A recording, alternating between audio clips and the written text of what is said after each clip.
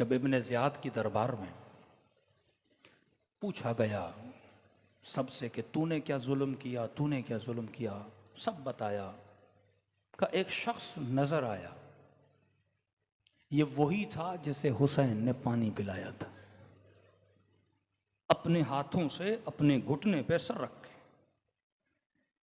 का बता तूने क्या किया? का अमीर में बहुत देर से पहुंचा, हुसैन के बदन पे कोई कमरबंद ले गया, कोई हुसैन की ज़िरा ले गया, कोई बदन से लिबास ले गया, कोई अमामा ले गया। का जब मैं पहुंचा तो कुछ भी नहीं था। का फिर क्यों खड़े हुए हो, कोई जुल्म किया था? कहा का कौन सा? का मेरी निगाह हुसैन की अंगूठी पे पड़ी। ये वो था जिसे हुसैन ने पानी पिलाया।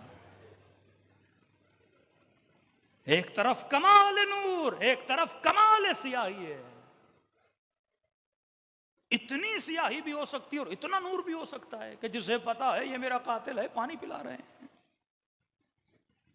फरमाया अमीर निगाह अंगूठी पे पड़ी। का फिर कहा कि मैंने उतारने की बड़ी कोशिश की, लेकिन 3-4 बार कोशिश करने से उतरी नहीं। का फिर तूने छोड़ दिया? का नहीं अमीर, मैंने हुसैन की उंगली को ही काट दिया।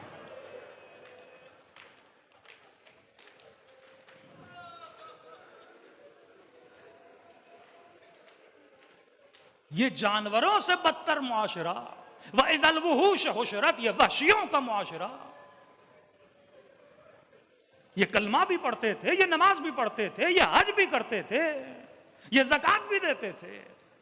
ये कैंसर ज़दा मुआशरा इतना बद हो गया कि जिस मोहम्मद का कलमा पढ़ते थे उसी के नवासे की उंगली को काट रहा है,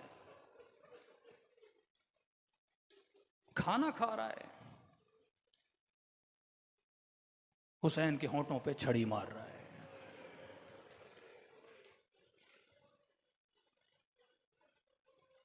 जनाबे आयशा कहती है नबी के सीने पे हुसैन सो रहे हैं। का कभी सीने से लगाते हैं, कभी होंठों को चूमते हैं, कभी गालों को चूमते हैं, कभी गले को चूमते हैं, फिर देखते हैं, फिर सीने से लगाते हैं। एक होता है नवासे को नॉर्मली प्यार करना, एक होता नहीं एक्स्ट्रा ऑर्डिनरी मोहब्बत दिखाना। कि आयशा कहते हैं मैं बोल उठी या रसूल अल्लाह आप इससे कुछ ज्यादा प्यार कर रहे हैं, ऐसा क्या है इस नवासे में? का एक मर्तबा हुसैन को देखा, एक मर्तबा मुझे देखा। कहा ये मेरा वो नवासा है जिसे उम्मत मेरी बड़ी मजलूमियत से कत्ल कर देगी। और कहा कि आयशा जो इसकी ज़ियारत को जाएगा मैं उसे अपने 4 मकबूल हज्जों का सवाब अता करूंगा।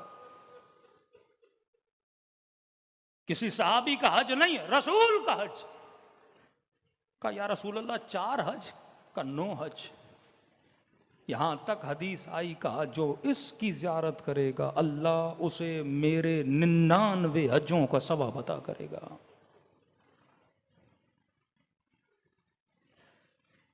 आज इस मुर्दा मुआशरे में खुदा ने आपको जिंदा रखा हुआ है कि ये सोच रहे हो कि वो मुआशरा, आज सोच पर पाबंदी है, सोच पर पाबंदी है कि अपनी हिस्ट्री न पढ़ो, ये स्टडी न करो कि मुआशरा इस गलाजत में कैसे पड़ा, इस निजासत में कैसे पड़ा, ये जिस्म बीमार कैसे हुआ। भाई बीमारी दूर करनी है, पहले बीमारी तो ढूंढो कि बीमारी आई कहां से।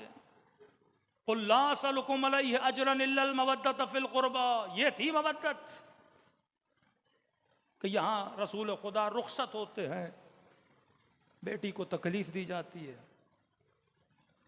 नवासे के बदन पे 70 तीर डाले जाते हैं, हुसैन को करबला के मैदान में तको तन्हा छोड़ा जाता है। कहा कि बाबा मेरी शिकम में एक बच्चा है, बाबा जब से ये पेट में आया है मुझे सुकून नहीं मिल रहा।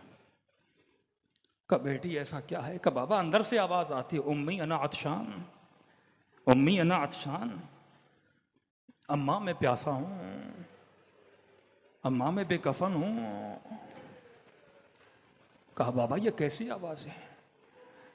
कहा बेटी ये तेरा हुसैन है जो करबला में प्यासा मारा जाएगा। कि बाबा कोई नहीं आएगा मदद के लिए।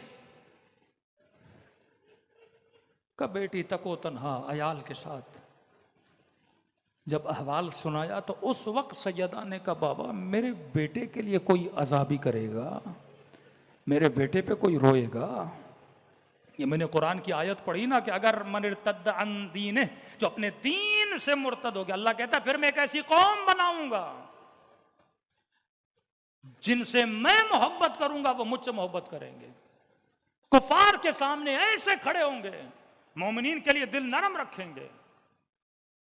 आज इस्तेमार के मुकाबले में यह कौम खड़ी है, आज जुल्म के मुकाबले में यह कौम खड़ी है, आज वक्त के यजीदों के मुकाबले में यह कौम खड़ी है जो अल्लाह से मोहब्बत करती है, अल्लाह इनसे मोहब्बत करता है। और इस आयत के फौरन बाद आए विलायत है, इन्नमा वलियुकुमुल्लाह व रसूलुहु, ये निज़ाम विलायत में रहने वाले हैं।